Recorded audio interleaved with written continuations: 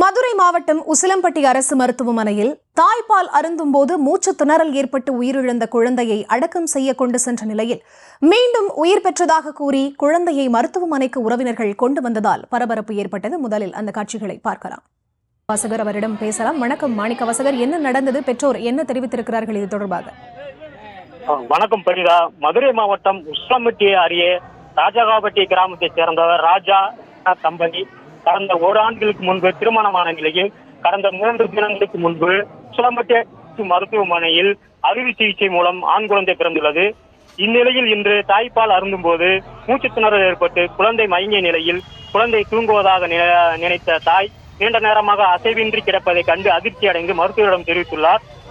இந்நிலையில் விரைந்து வந்த குழந்தையை பரிசோதனை செய்த மருத்துவர்கள் ஏற்கனவே குழந்தை இறந்துவிட்டதாக தெரிவித்தனர். இந்நிலையில் குழந்தை இறப்பில் சந்தேகம் இல்லை என உடற்குறாய்வு செய்யாமலேயே உறவினர்கள் குழந்தையை அடக்கம் செய்ய எடுத்து சென்ற சூழலில் செல்லும் வழியிலேயே குழந்தைக்கு மீண்டும் உயிர் வந்ததாக மருத்துவமனைக்கு குழந்தையுடன் உறவினர் ஓடி வந்ததால் பரபரப்பு ஏற்பட்டது. இந்நிலையில் மீண்டும் குழந்தையை பரிசோதனை செய்த மருத்துவர்கள் குழந்தையை உயிரிழந்த உறுதி செய்தனர். தொடர்ந்து குழந்தையின் உடலை அடக்கம் செய்ய உறவினர்கள் கொண்டு சென்றனர். இச்சம்பவத்தால் உசிலம்பட்டி மருத்துவமனை முன்பு பரபரப்பு ஏற்பட்டுள்ளது. பரிதா. விவரங்களுக்கு நன்றி மாணிக்க வாசகர்.